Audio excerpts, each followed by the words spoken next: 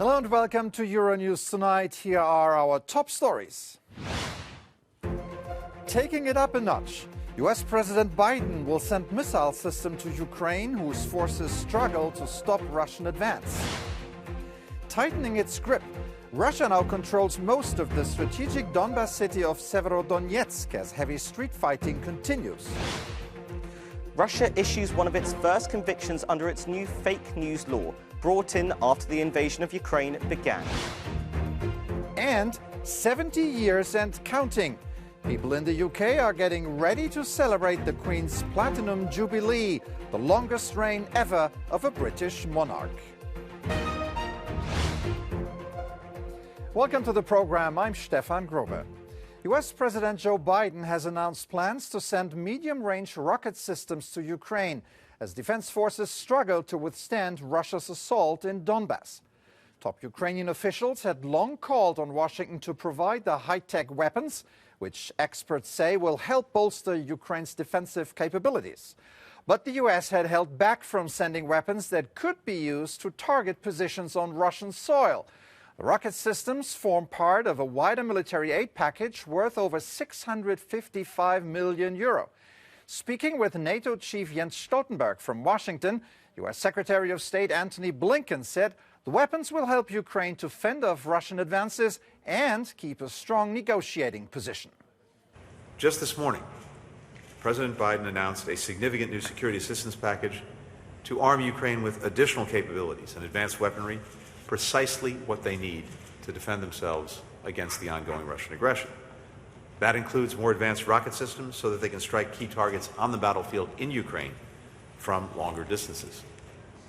This is a continuation of a strategy that began even before Russia's invasion.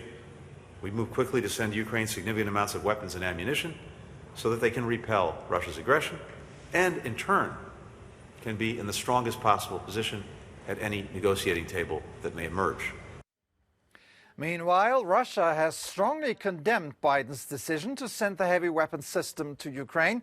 Speaking in Saudi Arabia, Foreign Minister Sergei Lavrov said Kiev's demands for heavy weapons support were driving up tensions between Moscow and Washington. What the Kiev regime demands so categorically, in, I would say, a business-like manner from its Western patrons, already goes beyond all the limits of decency and diplomatic communication. And secondly, this is a direct provocation aimed at drawing the West into hostilities. Russian forces have now seized most of Severodonetsk, the administrative capital of Luhansk, according to Ukrainian officials. Kiev says that although Ukrainian forces managed to repel several attacks, the city is close to being overrun. Meanwhile, President Volodymyr Zelensky said his military is losing up to 100 soldiers a day. Zelensky also called the indiscriminate attacks of a chemical plant in Severodonetsk as madness. The situation in the Donbas direction is very difficult. Severodonetsk, Lysychansk, Kurahov are now the epicenter of the confrontation, given the presence of large-scale chemical production in Severodonetsk. The Russian army's strikes there, including blind air bombing, are just madness. In Mariupol, the ruined port city in Donbas, which is now under Russian control, more horrors are coming to light. Earlier this week, around 200 dead bodies were found in the basement of a destroyed apartment building, according to Ukrainian authorities. Our international correspondent Annalise Borges spoke to the mayor of Mariupol, Vadim Serhiyovich Boychenko. Good evening, Annalise, and good to see you. So, his city has seen some of the worst suffering of the three-month-old war. What did he have to tell you? Hi there, Stefan. Well, Vladimir Boychenko spoke about a city completely ravaged by war, where 50% of all buildings have been completely destroyed. He also spoke about crucial infrastructure badly damaged today in Mariupo. There is no running water, no electricity, no gas, no internet. But Vadim Boychenko also said that the most painful aspect about what happened there is not that kind of physical damage, but the pain and the suffering of the people who are currently stuck there and now faced with an epidemic of cholera because of the hundreds of decaying bodies that have been abandoned in the streets and in buildings across the city. Take a listen. People are exhausted by this hostile force which bombed our city for more than 2 months. They are morally destroyed inside. Plus, there is no water and food. They don't live, but just survive. They are upset and asking just for one thing, for us to create sustainable green corridors so that they have a chance to save their lives, so that they could get evacuated to the part of our country under our government control. They want to be in Ukraine.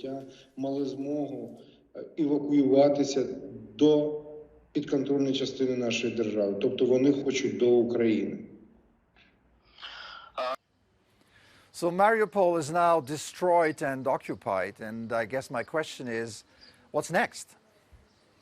Well, according to the mayor of that city, Ukrainian troops will reconquer that entire region. And he even gave me a timeline for that. He said that will happen before the end of the year. Vadim Boychenko, whose own son is currently fighting on the front lines for that, said that Ukraine's victory will become a symbol that democracy can triumph over terror and tyranny, and that Mariupo itself will become a symbol once again, not a symbol of Russia's invasion of Ukraine, but one of hope. While the citizens of Mariupol are still alive, our Mariupol also lives. We will definitely return to our Ukrainian Mariupol. It will happen this year, and we will rebuild a new, modern and heroic Mariupol. It will be the best city in the world, in a free and democratic world called Europe. So a defiant Vadim Boychenko there, saying that he will continue to stay in touch with his residents that are inside Mariupol, trying the best he can to help them until the day that they are reunited. All right, Annalise Borges, our international correspondent, there speaking. Thank you very much. Russia has issued a conviction under its new fake news law brought in after the invasion of Ukraine. Roland the Cube has more on that story. A court in Russia has found that Pyotr Milnikov has falsified Russian military documents, as well as posting videos online which they claim were knowingly fake. Now, according to local authorities in the investigative department, Milnikov has been fined 1 million rubles. Now, that's roughly 15,000 euros, a staggeringly large amount in Russia. But he avoided the maximum fine of 15 years in prison. Now, as you can see from this video, this has surfaced and it allegedly shows Milnikov giving a confession to local police officers where he says, "The information I posted about the Russian army is false. I admit that what I did was a mistake." Now, it's worth noting that this was put out by an anti-Kremlin account on Telegram, and they accuse the local authorities of giving a false confession. He was giving a confession under duress, which is kind of evident from his demeanour.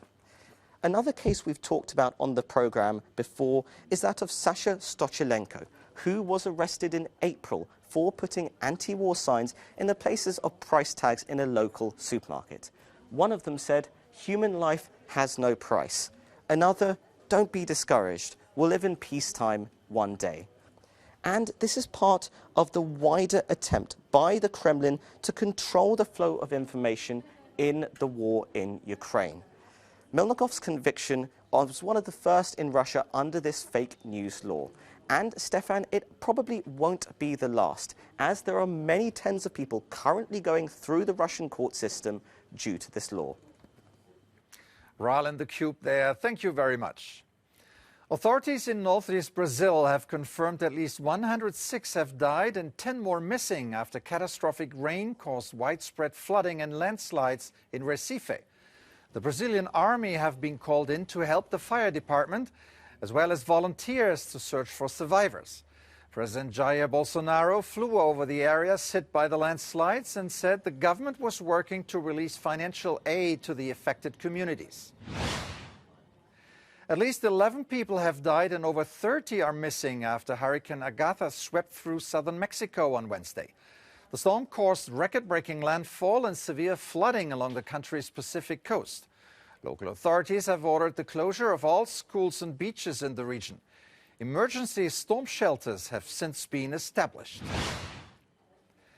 West Ham defender Kurt Zouma has been ordered to serve 180 hours of community service after a video of him kicking and slapping his cat went viral. London-based Zouma pleaded guilty last month to 2 counts under the Animal Welfare Act. Zouma has also been banned from owning a cat for 5 years, and he's facing several fines, including a €300,000 fine from his own team and a €10,000 fine to cover court costs. The EU could soon release billions of euros in pandemic recovery funding to Poland's government. The move comes despite critics arguing the country has not done enough to change its judicial system, which was one of the conditions originally set to release the funds.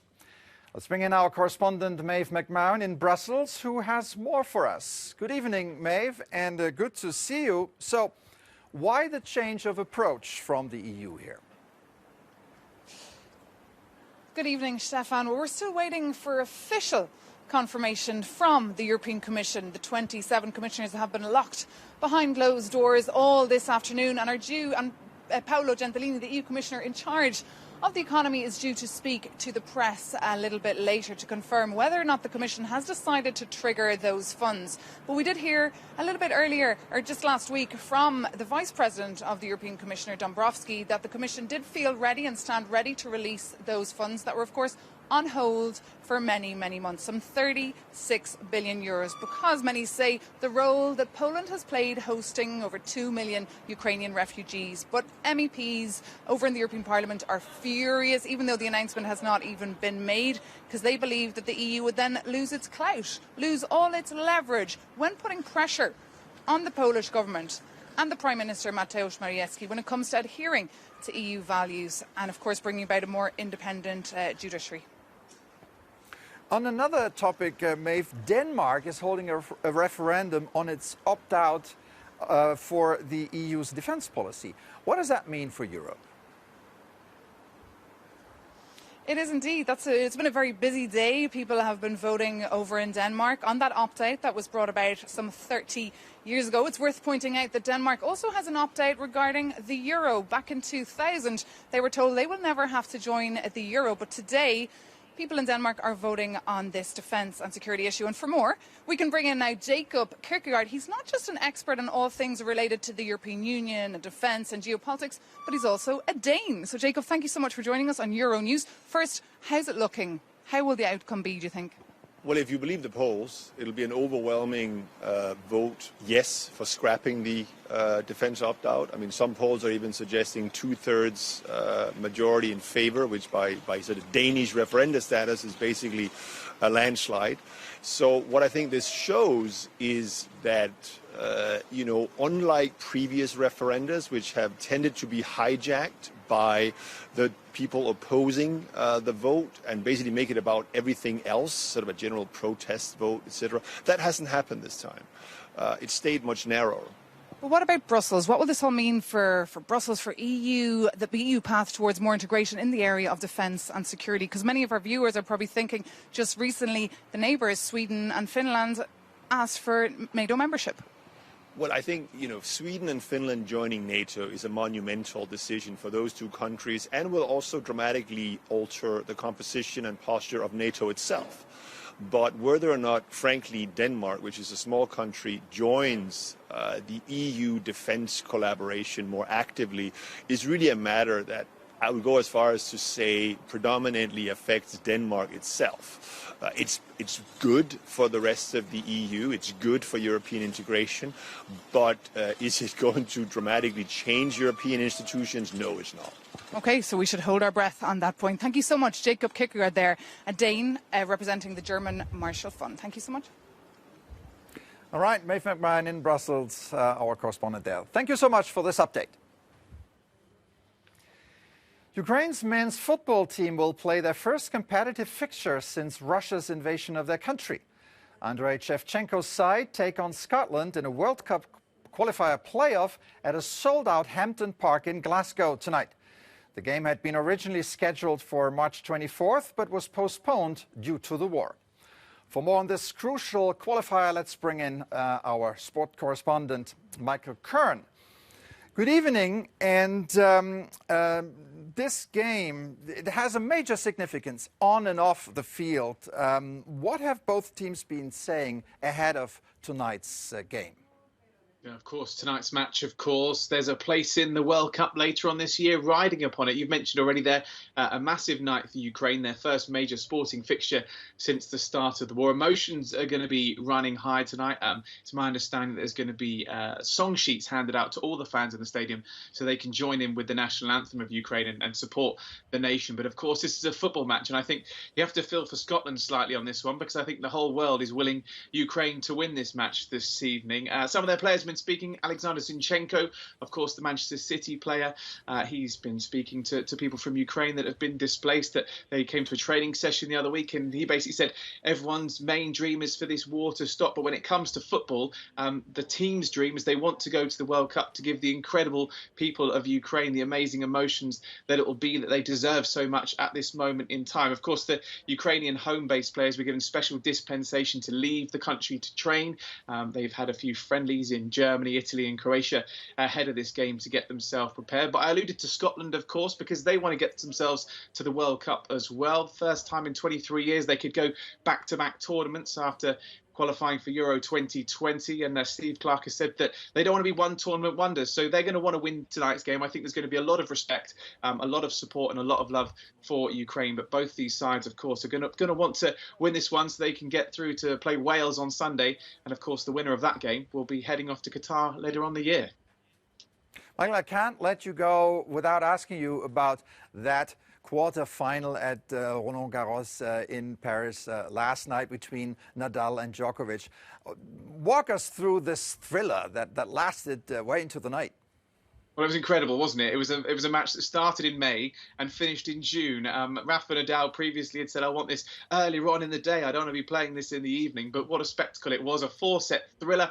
The intensity of some of this tennis was another level. We've been so blessed to see Rafa and, of course, Djokovic over the years going head-to-head. And just the intensity was incredible.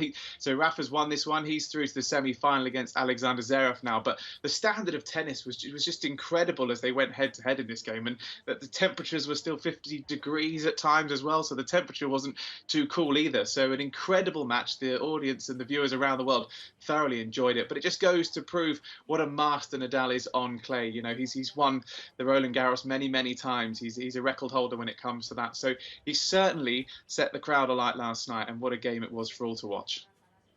Absolutely. Michael Curran, thank you so much. Across the UK, people are getting ready to celebrate the Queen's 70-year jubilee. Along with an extended bank holiday, the country will host a series of special events to mark the historic moment. Neil O'Reilly brings us more. 4 days of pomp and pageantry. The UK is marking 70 years of Queen Elizabeth's reign with celebrations and street parties across the country. At 96, the Queen remains as popular as ever, despite scandals affecting other members of the royal family. Over the coming days, the public will show their appreciation in various events commemorating the Platinum Jubilee. For some, it's the high point of a lifelong devotion.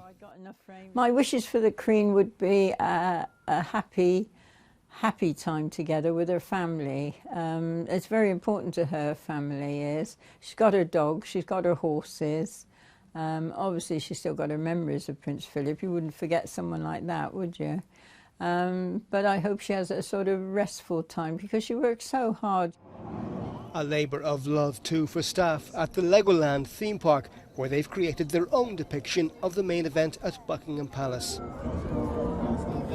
It's a far cry from how the start of her reign was celebrated in 1952, when a youthful Elizabeth ascended to the throne after the sudden death of her father. but the sentiment remains as strong. We'll leave you with a no comment from Saqqara in Egypt, where a cache of recently unearthed artifacts has gone on public display. Thanks for watching Euronews Tonight. Stay with us.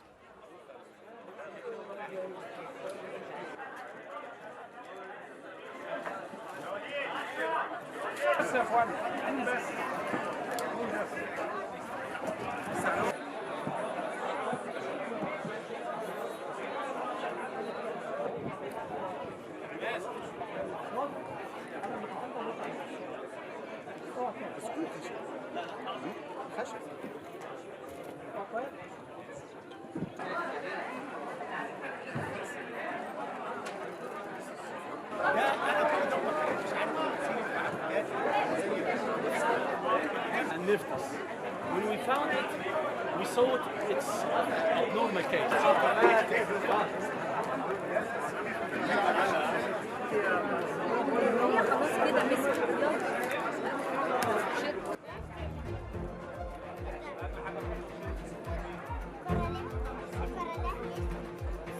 Top